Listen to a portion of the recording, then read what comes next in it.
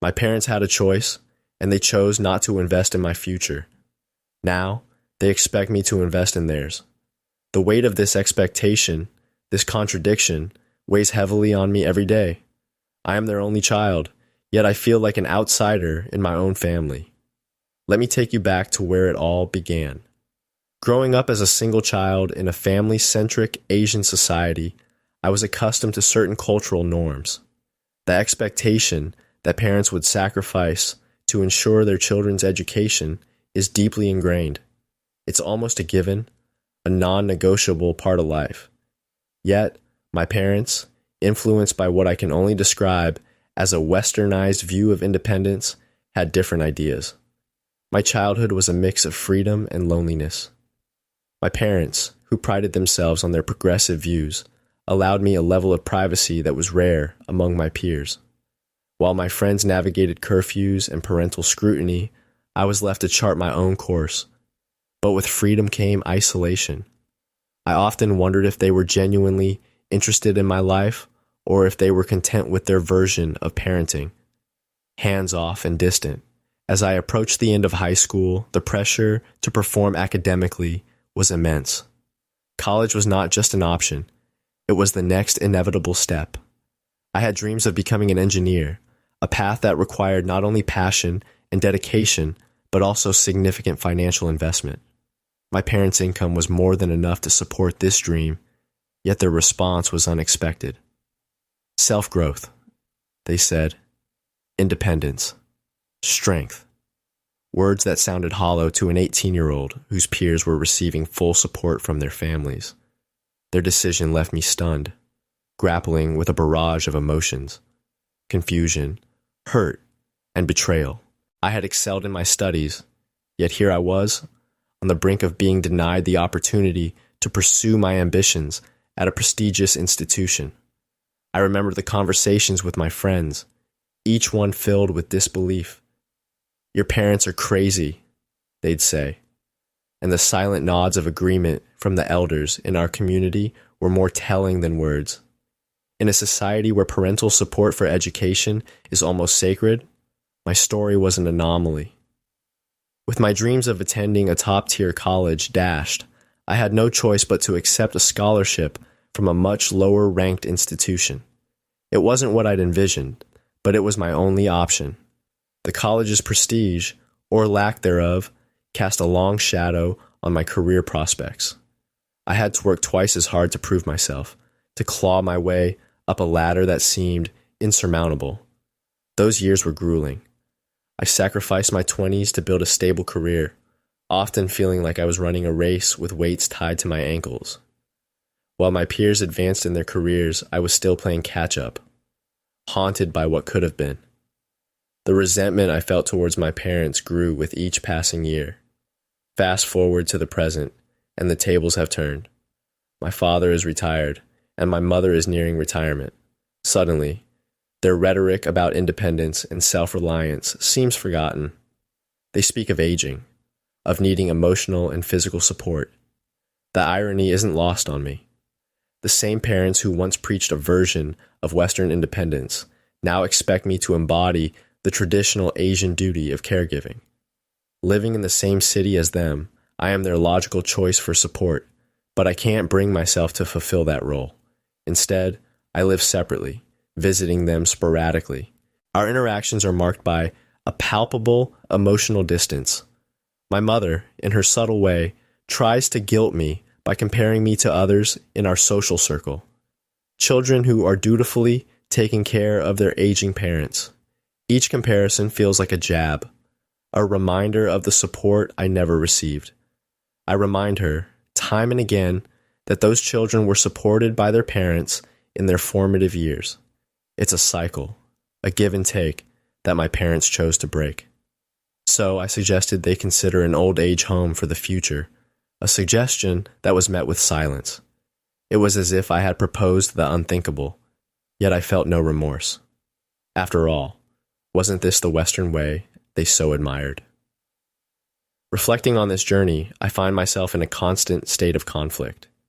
There's a part of me that wishes things could have been different, that my parents had chosen a path that would have brought us closer, rather than driven a wedge between us. But there's also a part of me that's fiercely protective of the life I've built on my terms, despite the odds. I often wonder if my parents realize the full impact of their choices, if they see the irony in their expectations now. The emotional distance between us is a chasm that seems impossible to bridge. I suppose, in the end, their decision to let me fend for myself has shaped me into who I am today. Independent, yes, but also guarded and wary of their intentions. This experience has taught me a great deal about the complexities of familial relationships and the expectations that come with them. It has shown me that while independence is valuable, there is also strength in mutual support and understanding. As I navigate this delicate balance, I am reminded that the choices we make often echo louder than the words we speak. In my heart, I know that my decision to not support them in their old age isn't born out of spite, but rather a reflection of the life lessons they imparted, albeit unintentionally. I am living the life they preached, a life of independence and self-sufficiency. And while it may not align with their current desires, it is the life I have chosen, a life that I must honor, even as I grapple with its implications. As I close this chapter, I am left with a sense of resolution. My journey has been far from conventional, but it is mine, and I embrace it with all its complexities. Whether or not I am the antagonist in their story, I have learned to be the protagonist in my own. The reality of my parents' choices looms large in my life, shaping not just my past, but also my present and future. Each visit to their home is fraught with an awkward tension that hangs in the air like a heavy fog. The house, once a place of comfort and familiarity, now feels more like a battleground of unspoken words and unresolved feelings. I remember one particular visit, not so long ago. The weather was oppressively hot, the kind that saps your energy before you even step outside. As I drove to their home, I felt the familiar knot of anxiety tighten in my stomach. I knew the conversations that would ensue, the subtle barbs wrapped in seemingly innocuous comments. My mother would ask about my work, her eyes searching for any hint of dissatisfaction, perhaps hoping for a crack in my resolve that would open the door to reconciliation on her terms. When I arrived, my father was in the garden, tending to the plants that had always been his pride and joy. He looked up as I approached, a smile briefly flickering across his face before being replaced by a more serious expression. "You're here," he said, as if he hadn't expected me, despite our arrangement. Inside, the house was as I remembered it, yet different somehow. The walls seemed to echo with memories of a simpler time when life was less complicated and the future felt full of promise. My mother was in the kitchen, preparing tea with a precision that spoke to her meticulous nature. "Tea?" she offered, holding up a cup without meeting my gaze. We sat in the living room, the silence stretching between us like an invisible barrier. I could sense my mother's unease, the way she fidgeted with the edge of her sari, a telltale sign that she was building up to something. Finally, she spoke, her voice soft yet firm. "You know, it's not easy for us to admit that we need help." I nodded, aware that this was a significant admission for her. "I know," I replied, choosing my words carefully. "But you also know how things have been." She sighed, a sound filled with a multitude of emotions, frustration, regret, and perhaps a touch of longing. "We've always done what we thought was best for you." It was a statement rather than an apology, and I felt the familiar prick of irritation. "I understand that," I said, my voice steady. "But you must understand that your choices have consequences." My father, who had been silent until now, cleared his throat. "We never intended to hurt you." I believed him. In their own misguided way, they probably thought they were preparing me for the challenges of the world, but intentions do not negate impact, and the scars of those formative years were not easily forgotten. As the conversation drew on, I realized that while they might never fully comprehend the depth of my feelings, there was a part of them that was beginning to understand the repercussions of their decisions. It was a small comfort, but a comfort nonetheless. Driving back to my apartment that evening, I reflected on the visit. I felt a strange mix of emotions: sadness for what was lost, acceptance of what is, and a sense of peace with the path I had chosen. My parents and I were like two parallel lines. We might never meet, but we could at least learn to coexist within our separate realms. In the days that followed, I found myself thinking more about the nature of familial obligations and love. What does it mean to truly support someone? Is it the financial backing that paves the way for their dreams?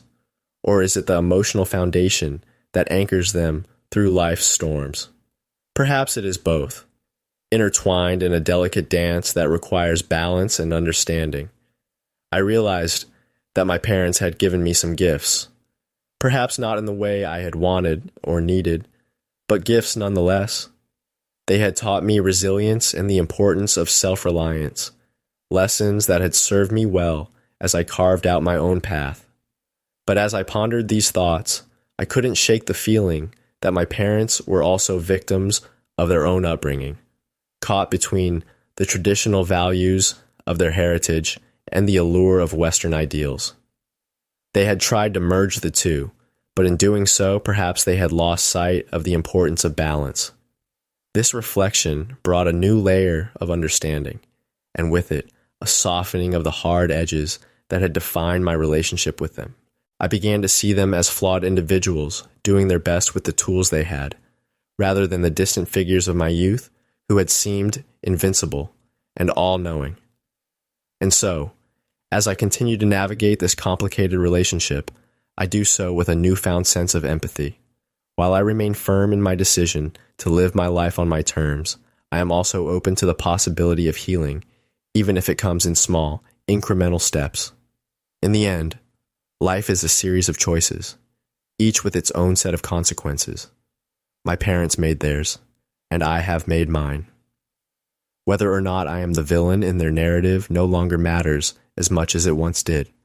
What matters is that I have learned to be the hero of my own story, and for that, I am grateful.